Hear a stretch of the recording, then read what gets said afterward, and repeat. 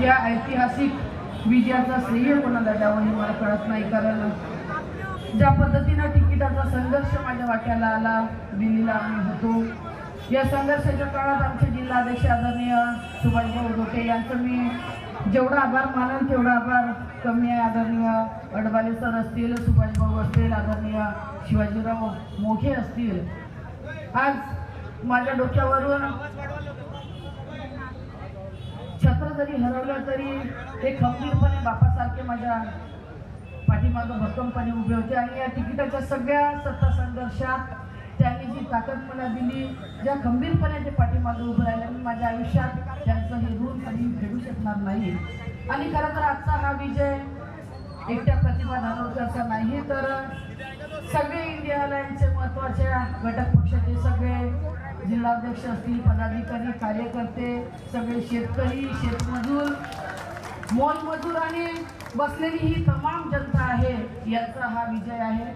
आज पत्रकारांनी बोलत असताना मला म्हटलं की आजच्या या ऐतिहासिक विजयाचे शिल्पकार तुम्ही कोणाला मानाल, तर मी आपणा सगळ्यांना या ऐतिहासिक विजयाचे शिल्पकार मानेल. कारण एकटी प्रतिभा धानोरकर या लोकसभेची उमेदवार म्हणून नाही, तर उपस्थित असलेला प्रत्येक माणूस या लोकसभेचा उमेदवार होता. या पद्धतीचा प्रचार आणि प्रसार आपण सगळ्यांनी केला.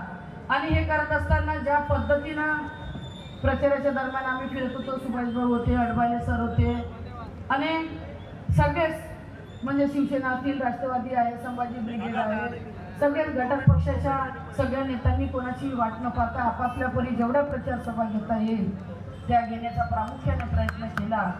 उमेदवार येईल, उमेदवार भाषण करेल याची वाट देखील पाहिली नाही. आणि वैयक्तिक प्रत्येकाने सभा घेऊन ज्या पद्धतीचा प्रचार केला, मी सुभाषभाऊ आम्ही सतत सोबत होतो. 18-18, 20-20 सभा एका दिवशी आम्ही सुद्धा केल्या. पण कुठेतरी तिकिटाचा जो संघर्ष होता त्या संघर्षातही आपण सगळेजण भक्कमपणे माझ्या पाठीमागे होता. आणि त्या संघर्षानंतर तिकीट मिळालं आणि त्याच्यानंतर जो 15 दिवसाचा टाइम पिरियड या प्रचाराचा मिळाला, त्या प्रचारात देखील मोठ्या उत्स्फूर्तपणे खेड्यापाड्यातून प्रत्येक गावातून आम्हाला प्रतिसाद मिळाला. मला एकंदरीत या विजयाच्या दरम्यान 1 लाखाची लीड मिळेल आणि साधारणतः लाखांनी मी निवडून येईल अशी अपेक्षा होती. पण न भूतो न भविष्यती असा ऐतिहासिक विजय आपल्या सगळ्यांच्या प्रेमाने, आपल्या सगळ्यांच्या आशीर्वादाने मला मिळाला. आणि खरं तर हा चंद्रपूर जिल्हा काँग्रेसचा बालेकिल्ला राहिलेला जिल्हा आहे. या जिल्ह्यात चंद्रपूरचा गड म्हणून एकेकाळी ओळखला जायचा. मध्यंतरी काही काळ हा जिल्हा भाजपच्या हातात गेला, पण परत 2019च्या निवडणुकीत आपण बघितलं असेल की तोच इतिहास परत कायम या ठिकाणी झाला आणि अख्ख्या महाराष्ट्रातून काँग्रेसचा एकमेव खासदार या चंद्रपूर वनियारनी लोकसभा क्षेत्राने निवडून पाठवला. आणि परत माझ्या पतीच्या निधनानंतर आपण बघितलं असेल की माझ्या पतीच्या निधनानंतर खरं तर मला लोकसभेत खासदार म्हणून उभं राहण्याची गरज नव्हती, कारण मी विद्यमान आमदार होती. पण ज्या पद्धतीनं या 4.5 वर्षात त्यांनी मतदारसंघ बांधला, सगळे पदाधिकारी कार्यकर्ते जोडले, कुठेतरी कार्यकर्त्यांना ही अपेक्षा होती की आपलं हक्काचं स्थान आपण गमावलं आणि ते स्थान परत जर मिळवायचं असेल तर भाऊ नाही तर भाऊची जागा किमान बहिणीनं घ्यावी. आणि जो कार्यकर्त्यांचा हाक होती की बहिणीनं ही निवडणूक लढवली पाहिजे. आणि म्हणून कुठंतरी कार्यकर्त्यांना धीर देण्यासाठी त्यांनी तयार केलेली फळी टिकवून ठेवण्यासाठी आणि त्यांनी या लोकसभेसाठी बघितलेले स्वप्न पूर्ण करण्यासाठी मी ही निवडणूक लढवली. आणि ही निवडणूक लढवत असताना आज जेव्हा पहिली फेरी झाली, पहिल्या फेरीतच जशी लीड मिळाली, सगळे अधिकारी म्हणाले की मॅडम तुमचा विजय हा निश्चित आहे. पण या ठिकाणी अनेक पत्रकारांना देखील प्रश्न पडला होता की साधारणतः 2,59,000ची लीड, 2,59,337 मतदान मला मिळालं. मलाही अपेक्षा नव्हती की एवढं मतदान या ठिकाणी मला मिळेल, पण आपल्या सगळ्यांनी जो विश्वास माझ्यावरती टाकला, मी आजच शब्द देतो. मी प्रचाराच्या दरम्यानही सांगितलं की तुम्ही टाकलेल्या विश्वासाला कधीही तडा जाणू देणार नाही. कारण आपण जेव्हा बघितलं असेल खासदार साहेब विधानसभेची निवडणूक लढवली तेव्हा त्यांनी कॅबिनेट मंत्र्याला पराभूत केलं. त्यांच्यानंतर लोकसभेची निवडणूक झाली तेव्हाही कॅबिनेट मंत्र्याला पराभूत केल्यानंतर माझी विधानसभा आणि माझ्या विरोधातही आदरणीय संजय बाबू देवतडे तेही 20 वर्ष आणि कॅबिनेट मिनिस्टर होते. म्हणजे सतत मंत्र्यांना पाडवण्याची परंपरा आम्ही कायम ठेवली आणि आजही ती परंपरा कायम ठेवत.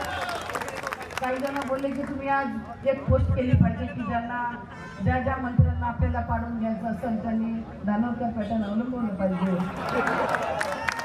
तर ही निवडणूक लढवत असताना आदरणीय सुधीर भाऊ माझ्या विरोधात होते. खरं तर 35-40 वर्षाचा राजकीय अनुभव त्यांचा होता आणि त्यांच्या समोर त्यांची प्रतिस्पर्धी म्हणून खरं तर मी उमेदवार नव्हती, कारण मी नवखी आमदार होती. 5 वर्ष म्हणजे 4.5 वर्षच माझा आमदारकीचा कार्यकाल झाला. माझ्या आयुष्यातली पहिली निवडणूक मी लढवली होती. पण निवडणुकीच्या दरम्यान आरोप प्रत्यारोप हे चालतात, पण ज्या पद्धतीनं भाजपच्या लोकांनी आरोप प्रत्यारोप केले हे जनमानसाला न पटणारे होते. त्यांना ते अजिबात पटले नाही आणि कुठंतरी भाजपच्या विरोधात या 10 वर्षाच्या काळात ज्या पद्धतीनं सगळे लोक आपण बघत आहे, जो नाहक त्रास सगळ्या जनतेला होत आहे, कुठंतरी अक्षरशः लोक त्रस्त झाले होते, कंटाळले आणि त्याला कुठंतरी आता परिवर्तन हे आवश्यक होतं. आणि खरं तर या परिवर्तनासाठी आपण सगळ्यांनी माझी निवड केली, त्यासाठी मी आपल्या सगळ्यांचे मनापासून आभार मानते आणि विशेष आभार यांच्यासाठी मानते की आजचा जो विजय झाला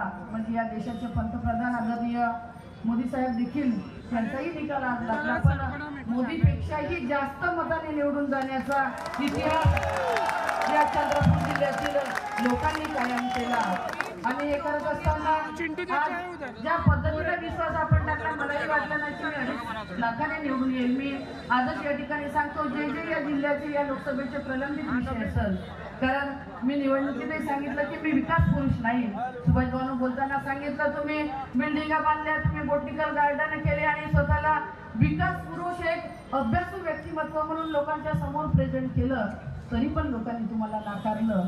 खरं तर मी त्या पद्धतीची नाही आहे, पण या लोकसभेसाठी एक चांगल्या पद्धतीचं प्लॅनिंग करून चांगल्या पद्धतीचं नियोजन करून या लोकसभेत जे जे प्रलंबित विषय आहे, प्रामुख्याने सगळ्यात महत्त्वाचा विषय असेल तर सुशिक्षित बेरोजगारांचा. एकही मोठा उद्योगधंदा या चंद्रपूर जिल्ह्यात अनेक वर्ष भाजपच्या लोकांनी नेतृत्व त्यांच्याकडे होतं, पण कुठला मोठा उद्योगधंदा या भागात आला नाही, जेणेकरून दरदर भटकणारे आणि रिझ्यूम घेऊन प्रत्येक कंपन्यात नोकऱ्यासाठी जाणारे जे सुशिक्षित बेरोजगार आहे त्यांच्या नोकऱ्यांचा जो विषय आहे, बेरोजगारीचा विषय सुरुवातीला कसा मार्गी लावता येईल त्याचा प्रामुख्याने प्रयत्न करेल. आणि दुसरा जर का विषय कोणाचा असेल तर माझ्या पाठीमागं भक्कमपणे उभे राहणारे माझे शेतकरी बांधव, त्यांच्या शेतमालाला हमीभाव कसा मिळेल, त्यांच्या शेतमालाची नोंद सरकार कशी घेईल याच्यासाठी पाठपुरावा नक्की मी या ठिकाणी करेल. आणि सेंट्रल गव्हर्नमेंटच्या ज्या ज्या योजना आहेत समाजाच्या शेवटच्या घटकापर्यंत तळागाळापर्यंत जाऊन लोकांपर्यंत कशा पोहोचवता येईल याचा प्रामुख्याने प्रयत्न करेल. विद्यमान आमदार म्हणून मी 4.5 वर्ष होते. 4.5 वर्षाच्या या कार्यकालात राज्य सरकारच्या माध्यमातून जेवढा फंड आणता येईल, जेवढा फंड आणून मतदारसंघातील लोकांचं समाधान कसं करता येईल मी प्रामुख्याने माझ्या विधानसभेसाठी केलं. पण आता मी एकट्या विधानसभेची नाही तर 6 विधानसभेची खासदार म्हणून आज या ठिकाणी निवडून आले. आणि तुम्ही तुमच्या डोक्यातून विषय अजिबात काढून टाका. मी सुभाष भाऊला मगाशी सांगितलं की खऱ्या अर्थानं प्रामाणिकपणे काम करणारे कार्यकर्ते 2-2, 4-4 महिने कधीही समोर येणार नाही, पण ज्यांनी विरोधात काम केलं असेल ते सगळ्यात पहिलं मुख्यला हारापेढे घेऊन येईल. आणि विरोधात काम करणारे जरी असले तरी तुम्ही काँग्रेसची खासदार आहे आणि मी विरोधी पक्षाचा मतदार आहे, मी त्या काँग्रेसच्या खासदाराकडे कसं जाऊ हा विषय अजिबात डोक्यातून काढून टाका. आज मी काँग्रेसची जरी खासदार असली तरी या लोकसभेची प्रतिनिधी आहो आणि माझ्या भागात येणाऱ्या प्रत्येक मतदाराचं काम करणं हे माझं आद्य कर्तव्य समजतो. म्हणून कोणालाही कधीही कुठलंही काम पडलं तर एक हक्काची बहीण म्हणून, एक हक्काची लहान मुलगी म्हणून नक्की हक्कानं सांगा ही प्रतिभा दानोरकर सदैव तुमच्या सेवेत आहे हा शब्द आदर देतो. आणि माझ्या या विजयाचे खरे शिल्पकार या ठिकाणी बसलेले सगळे जण आणि ही सगळी तमाम मायबाप जनता या ठिकाणी आहे. आज बऱ्याच लोकांनी निवडणुकीच्या दरम्यान देखील मला सांगितलं, काही लोक बोललेही की काही नियोजनाचा अभाव कुठंतरी आहे, पण मी 100 वेळा त्यांना सांगितलं की मी जवळपास 6 महिन्यापासून नियोजन या ठिकाणी करून ठेवलं.